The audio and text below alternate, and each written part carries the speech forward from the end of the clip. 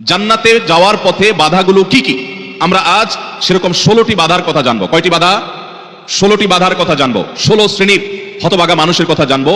কোরআন এবং হাদিসের আলোকে আমরা কিছু হতভাগা মানুষের কথা জানি, যে মানুষগুলো হয়তো নামে মাত্র, তাদের অনেকে মুসলমানও, হয়তো অনেকে নামাজ কালামও পড়ে, কিন্তু জান্নাতে তারা যেতে পারবে না।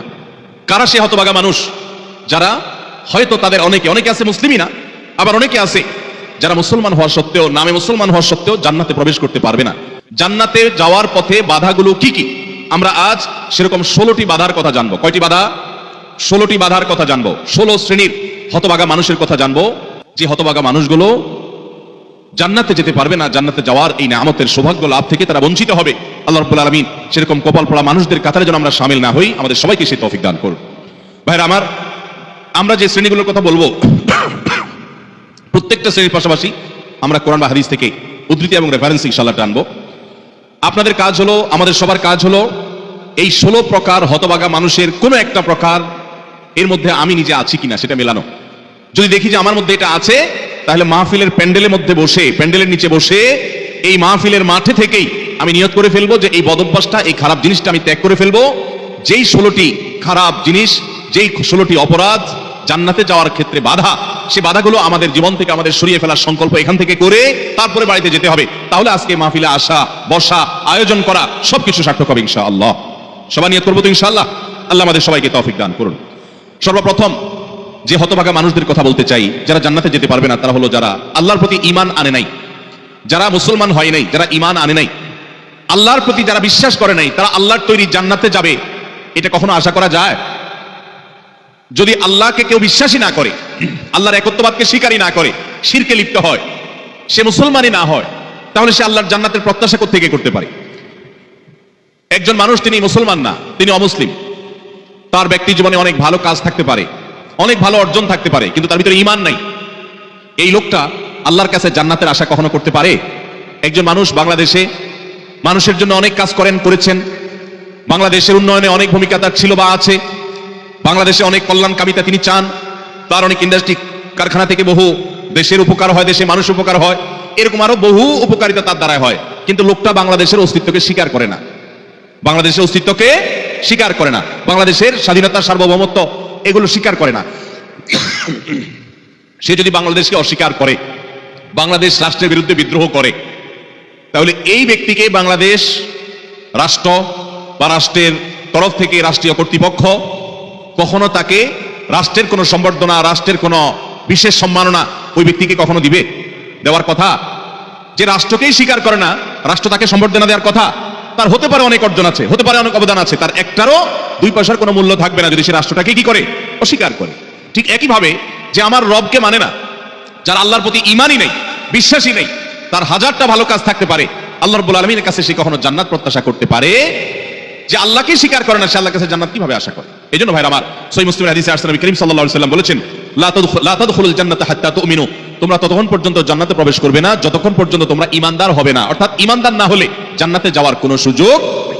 এই প্রথম শ্রেণীর মানুষ, তারা দুনিয়া থেকে যদি ঈমান ছাড়া যায়, তাহলে সেক্ষেত্রে চিরকাল তারা জান্নাতে নিষিদ্ধ থাকবে, অনন্ত অসীমকাল জাহান্নামে তারা থাকবে, জান্নাতে কখনোই আসতে পারবে না। আর বাকি 15 শ্রেণীর মানুষ যারা আছে, এরা এক সময় তাদের পাপ এবং অপরাধের প্রায়শ্চিত্ত করার পর, এর শাস্তি পাওয়ার পর আল্লাহ তাআলা চাইলে তাদেরকে জান্নাতে দিতে পারেন, এবং তাদের ঈমান যদি থাকে, কোনো না কোনো সময় তারা জান্নাতে যাবে, তাদের গুনাহগুলো মাফ হওয়ার পর অথবা শাস্তি হওয়ার পর, যেহেতু তারা ঈমানদার। এটাই হলো আহলুস সুন্নাহ ওয়াল জামাতের বিশ্বাস এবং আকীদা, যে মুরতাকিবে কাবিরা গুনাহ করে দুনিয়া থেকে যদি কেউ জাহান্নামী হয়ে যায়, সে চিরকাল, অনন্ত অসীমকাল জাহান্নামে থাকবে না, বরং সেখান থেকে এক সময় সে বের হয়ে আসবে। এটাই আহলুস সুন্নাহ জামাতের আকীদা। মুতাজিলা সহ কিছু ভ্রান্ত ফিরকার মানুষের বিশ্বাস হলো যে জাহান্নামে একবার যে যাবে সে চিরকাল সেখানে থাকবে। বিভিন্ন আয়াতের অপব্যাখ্যা তারা করে থাকেন। যাই হোক, তাহলে প্রথম শ্রেণীর কথা আমরা জানলাম, যারা জান্নাতে নো এন্ট্রি, তাদের জান্নাতে প্রবেশের সুযোগ থাকবে না, তারা হলো যাদের আল্লাহর প্রতি ঈমান নাই, যারা মুসলমান না, যারা ঈমানদার না, তারা চিরকালের জন্য জান্নাতে নিষিদ্ধ থাকবে। 1 নাম্বার 2, দ্বিতীয় যে প্রকারের মানুষ জান্নাতে যেতে পারবে না, বা দ্বিতীয় যে বিষয়টি জান্নাতে যাওয়ার পথে বাধা, সেটি হলো আত্মীয়তার সম্পর্ক ছিন্ন করা। রক্ত সম্পর্কীয় আত্মীয়কে যদি কেউ স্থায়ীভাবে ছিন্ন করে, তাদের সাথে সম্পর্ক যদি একেবারে কাট করে ফেলে, বুখারী মুসলিম এক যুগে বর্ণনা করেছেন, নবী করিম সাল্লাল্লাহু আলাইহি ওয়াসাল্লাম বলেছেন, লা ইয়াদখুলুল জান্নাতা কাতি', আত্মীয়তার সম্পর্ক ছিন্ন করে দেয় যে এই ব্যক্তি জান্নাতে প্রবেশ করবে না, সে জান্নাতে প্রবেশ করবে না। অতএব আত্মীয়তার সম্পর্ক যারা ছিন্ন করেছেন, তারা তওবা করতে হবে। আপনার ভাই, আপনার বোন শত বাধা হতে পারে, শত ঝামেলা হতে পারে, শত গন্ডগোল হতে পারে। আপনার চাচা, আপনার ফুফু, আপনার মা বাপ, আপনার সন্তান সন্ততি, আপনার মামা, আপনার খালা, এরা সবাই আপনার রক্ত সম্পর্কীয় আত্মীয়।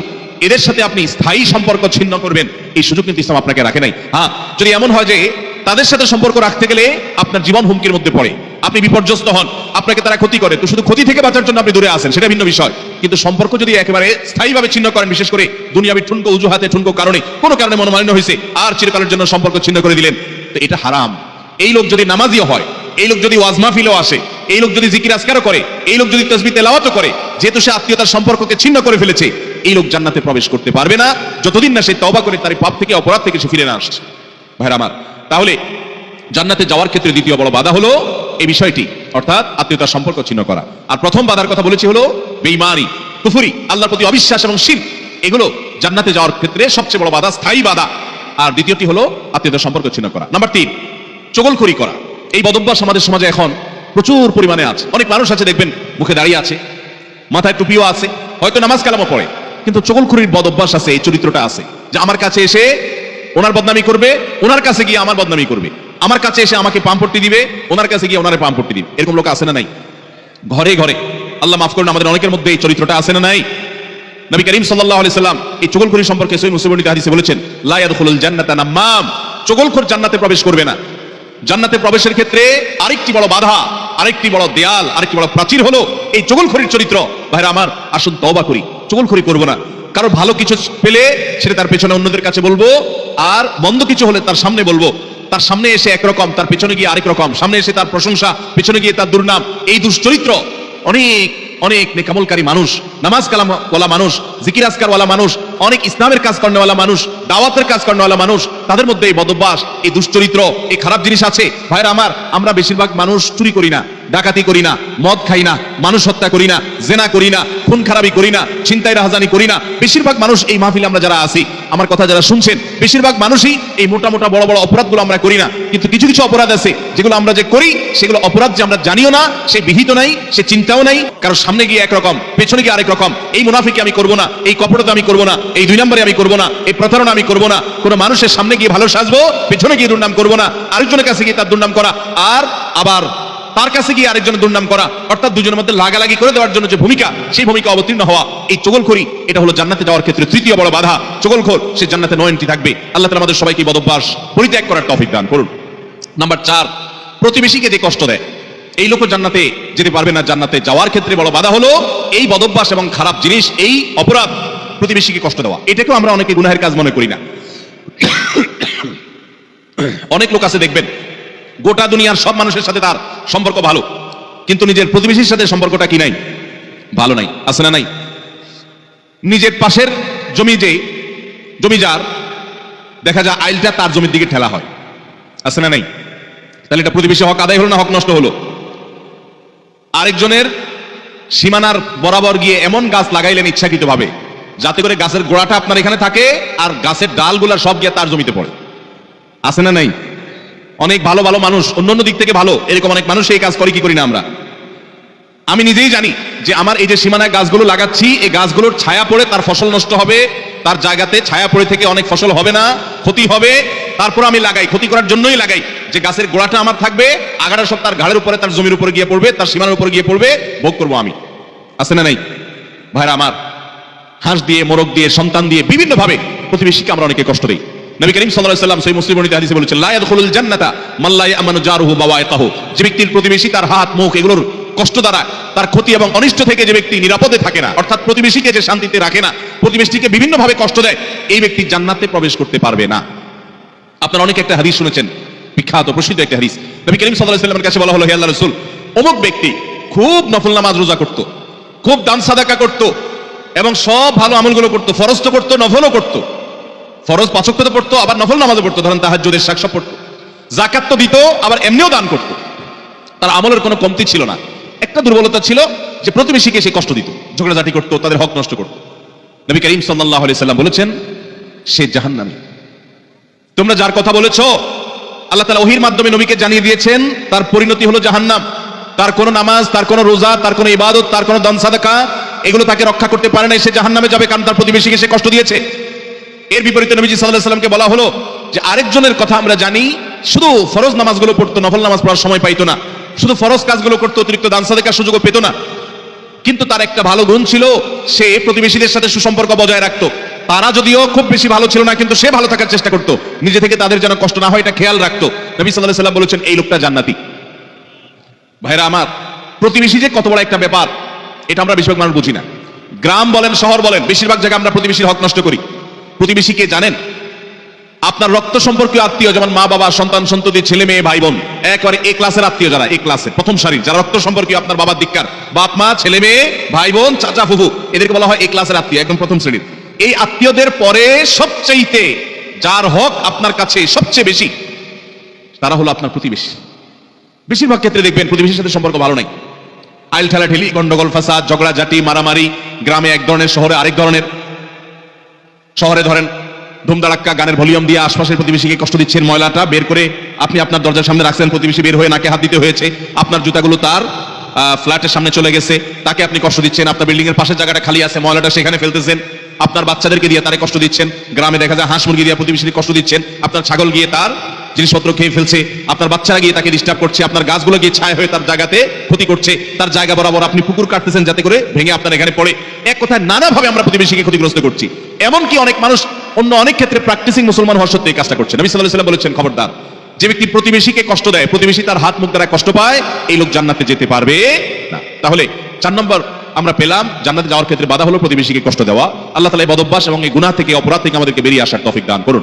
নবী করিম সাল্লাল্লাহু আলাইহি ওয়াসাল্লাম বলেছেন, প্রতিবেশী সম্পর্কে জিবরিল আমাকে এত বেশি সাবধান করেছে যে আমার মনে হচ্ছিল জিবরিল না জানি এসে বলে, আপনার মৃত্যুর পর আপনার সম্পদে বাবা মা ছেলে মেয়ে যার যার সম্পদের ভাগ আছে, এর মধ্যে প্রতিবেশীর একটা ভাগ আছে, এটা না জানি কখন বলে আমি সেই চিন্তা করছিলাম। কারণ এতবার এসে জিবরিল আমাকে সাবধান করছে যে খবরদার, প্রতিবেশীর ব্যাপারে কেয়ারফুল থাকতে হবে, সতর্ক থাকতে হবে। আমরা সতর্ক থাকবো তো ইনশাআল্লাহ।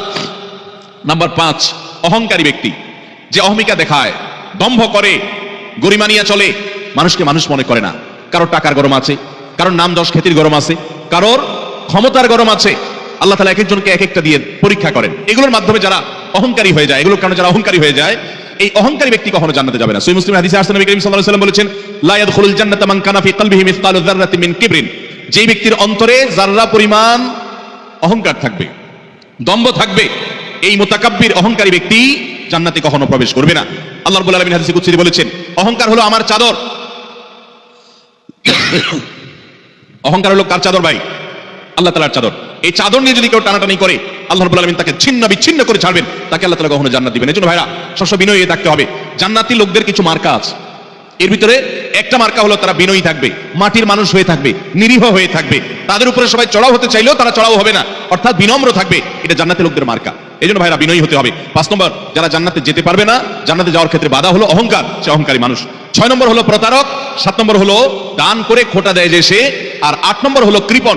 আর এই তিনটি তিরমিজি বর্ণিত হাদিসে বর্ণিত হয়েছে। নবী করিম সাল্লাল্লাহু আলাইহি ওয়াসাল্লাম বলেছেন, লা ইয়াদখুলুল জান্নাতা খাব্বুন ওয়ালা মান্নানুন ওয়ালা বাখীল। যে ব্যক্তি কাউকে প্রতারণা করে, ধোঁকা দেয়। এখন আমাদের সমাজে মুসলমানদের মধ্যে ধোঁকা দেনেওয়ালা মানুষের সংখ্যা কি কম না বেশি?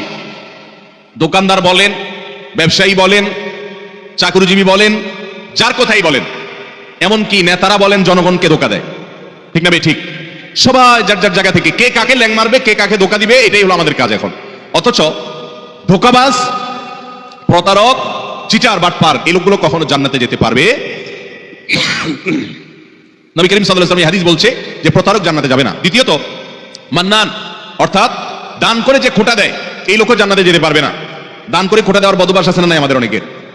দান করেছেন আল্লাহকে খুশি করার জন্য, যদি আপনি খোটা দেন তাহলে আপনার দান বরবাদ হয়ে যায়, ওটা নষ্ট হয়ে যায়। আল্লাহ বলেছেন, লা তুবতিলু সাদাকাতিকুম বিল মান্নি ওয়াল আযা। তোমরা দান করার পর খোটা দিয়া, কষ্ট দিয়া, যাকে দান করছো তাকে কষ্ট হয় এরকম কথা বলে ওই দানকে বরবাদ করে দিও না। আমরা অনেকেই এই কাজ করি। দান করেছেন, ওই ব্যক্তির কাছ থেকে থ্যাঙ্কস এর আশাও করবেন না। থ্যাঙ্কস মানে কৃতজ্ঞতা, সে আদায় করবে, শুকরিয়া দিবে, সে আপনার স্বীকৃতি দিবে, এই আশাটাও আপনি করতে যাবেন না। আল্লাহ কোরআনে কারীমে সূরা দারের মধ্যে জান্নাতি এবং নেককারদের বৈশিষ্ট্য বলতে গিয়ে বলেছেন, ওয়ায়ুতঈমুনা আত-তাআমা আলা হুব্বিহি মিসকিনাও ওয়া ইয়াতীমান ওয়া আসীরা। জান্নাতি মানুষগুলো, আবরার এবং নেককাররা হলো, তারা আল্লাহর মহব্বতে মিসকিনকে, বন্দীকে, অন্যান্য অভাবী মানুষদেরকে তারা খাদ্য দেয় এবং বলে, ইন্নামা নুতঈমুকুম লিওয়াজহিল্লাহ লা নুরিদু মিনকুম জাযাআও ওয়ালা শুকুরা। তারা বলে, আমরা আল্লাহর জন্য তোমাদেরকে খাদ্য দিচ্ছি, তোমাদের কাছ থেকে এর কোনো ফিডব্যাক, বিনিময় তো চাই না, এমনকি শুকরিয়া, তোমরা যে আমাদেরকে থ্যাঙ্কস বলবা সেটা পর্যন্ত আমরা আশা করি না, দরকার নেই। আল্লাহর কাছে এইভাবে সওয়াবের আশা করা, বান্দার কাছে খোটা না দেওয়া। 7 নম্বর।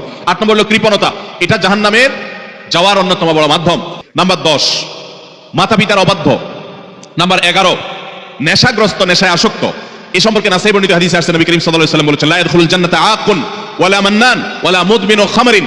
জান্নাতে যেতে পারবে না মা বাবার নাফরমান, মা বাবার অবাধ্য, মা বাবার সাথে বেয়াদবি করে, মা বাবার যৌক্তিক নির্দেশগুলোকে লঙ্ঘন করে।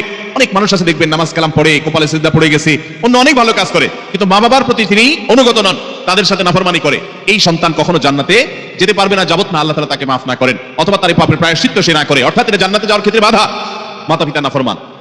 আর 11 নম্বর হলো মাদকে আসক্ত, যেটা এই একই হাদিসে নাসাই বর্ণিত হাদিসে আছে। মাদক আসক্ত অর্থাৎ মাদক সেবন করতে করতে এটা দেশে অভ্যস্ত হয়ে পড়েছে, এটা স্থায়ী রোগে পরিণত হয়েছে, এই লোকটাও জান্নাতে যেতে পারবে না। 12 নম্বর হলো ওই লোক যার শরীর হারাম দ্বারা গঠিত হয়েছে, যার গোশত মাংস রক্ত হারাম খেয়ে হারাম উপার্জন করে করে এগুলো গঠিত হয়েছে, সেটা সুদের টাকায় হোক, সেটা ঘুষের টাকায় হোক, সেটা চুরির টাকায় হোক, সেটা দুর্নীতির টাকায় হোক, সেটা যেভাবেই হোক না কেন।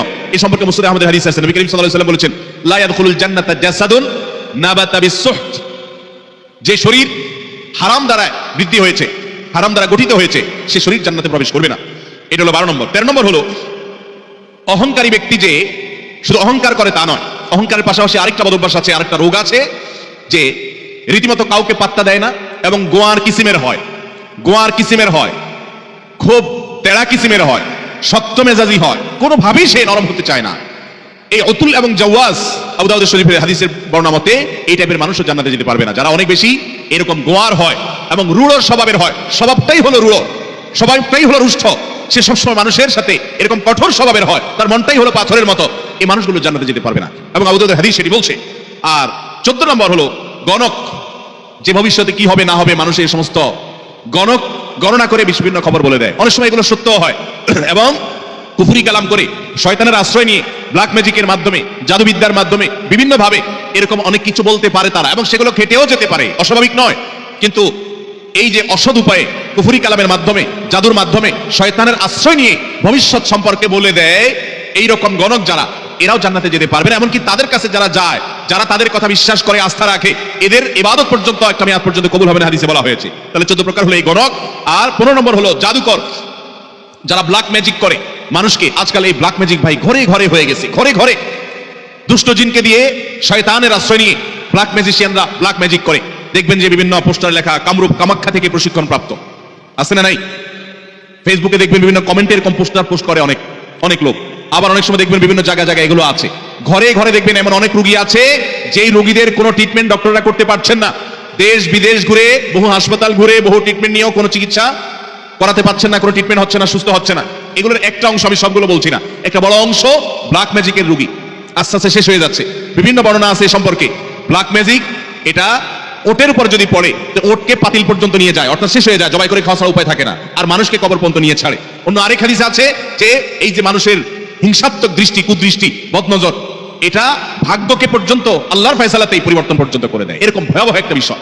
তো এই ব্ল্যাক ম্যাজিশিয়ান যারা, এরা জান্নাতে যেতে পারবে না, এবং দুনিয়াতে এদের জন্য চরম শাস্তি। ইসলামী শরিয়া তাদের জন্য মৃত্যুদণ্ড রেখেছে, কারণ এরা স্বামী স্ত্রীর মধ্যে কলহ সৃষ্টি করে। এখন শত শত ফ্যামিলিতে দাম্পত্য সম্পর্কগুলো ভালো নেই। আমার কাছে এরকম শত শত হিস্ট্রি আসে যে স্বামী স্ত্রীর একসময় সম্পর্ক খুব ভালো ছিল, হঠাৎ করে তাদের আর সম্পর্ক ভালো নাই, কেউ কাউকে সহ্য করতে পারছে না, কেউ একজন ব্ল্যাক ম্যাজিক করেছে। এবং দেখবেন বাসা বাড়িতে অনেক সময় দেখা যায় অস্বাভাবিক জায়গাতে তাবিজ কবজ পাওয়া যায়, আছে না নাই এরকম? কে বা কারা রাখছে, চুল কেটে নিয়ে যায়, জামা কাটা সেটা কেটে নিয়ে যায়, ব্ল্যাক ম্যাজিকের উপাদান এগুলো অনেক সময় হয়। আমরা অনেকে এগুলো জেনেও না জানার ভান করে থাকি, অনেকে জেনেও সেটা সঠিকভাবে এটা রহস্য উদ্ঘাটনের চেষ্টা করি না। তো এই ব্ল্যাক ম্যাজিশিয়ান যারা, এরা সমাজে অশান্তি সৃষ্টি করে, দাম্পত্য জীবনে কলহ সৃষ্টি করে, মানুষের ক্ষতি করে। এরকম অনেক লোক আছে তাবিজ ব্যবসায়ী, তারা তাবিজের ব্যবসার আড়ালে তারা মূলত এই ব্ল্যাক ম্যাজিকটা করে। এই ব্ল্যাক ম্যাজিশিয়ান যারা, তারা জান্নাতে যেতে পারবে না। এটা হলো 15 নম্বর। 16 নম্বর হলো যারা সিল্কের পোশাক পরে পুরুষ হয়ে, নবী করিম সাল্লাল্লাহু আলাইহি ওয়াসাল্লামের হাদিসে তাদেরকেও জান্নাতে নো এন্ট্রির কথা বলা হয়েছে। জান্নাতে যাওয়ার ক্ষেত্রে সেটাও বড় একটা বাধা। তাহলে 16 প্রকারের মানুষ পেলাম যারা জান্নাতে যেতে পারবে না বলে নবী করিম সাল্লাল্লাহু আলাইহি ওয়াসাল্লামের বিভিন্ন হাদিসে সাবধান করা হয়েছে, সতর্ক করা হয়েছে, কোরআনের বিভিন্ন আয়াতে সাবধান করা হয়েছে যে এই 16 প্রকারের মানুষ তারা জান্নাতে যেতে পারবে না। শুধু 16 প্রকার নয়, এরকম আরো আছে, কোরআন থেকে আপনি পাওয়া যাবে। আমি 16 প্রকার শুধুমাত্র কোরআন এবং হাদিস থেকে আপনাদের জন্য উপস্থাপন করলাম যে এই মানুষগুলো জান্নাতে যেতে পারবে না। আমরা শুরুতে বলেছি ইমানদারের সবচেয়ে বড় চাওয়া হলো, টার্গেট হলো জান্নাতে যাওয়া। সে জান্নাতেই যদি যেতে না পারি, তাহলে আমার আর এই দুনিয়াতে আমার কর্ম, আমার ঈমান, এগুলো আমাকে কি উপকার করলো? যদিও ঈমান থাকলে আপনি এই সমস্ত গুনাহগুলো লিপ্ত হওয়ার কারণে জাহান্নামে গেলেও একসময় আপনি জান্নাতে আসবেন। এটাই আহলে সুন্নাত জামাতের আকীদা, এটাই বিশুদ্ধ বিশ্বাস। কিন্তু তারপরেও জাহান্নাম তো এমন জায়গা যেখানে এক মুহূর্তের জন্য গিয়ে সহ্য করার কথা নয়। অতএব ইমানদার প্রথম চান্সে জান্নাতে যেতে চাইবে। আর প্রথম চান্সে যদি জান্নাতে যেতে চান, জাহান্নামের কোনো স্পর্শ ছাড়া যদি জান্নাতে যেতে চান, তাহলে এই 16 বদভ্যাস থেকে, 16টি অপরাধ থেকে নিজেকে বাঁচা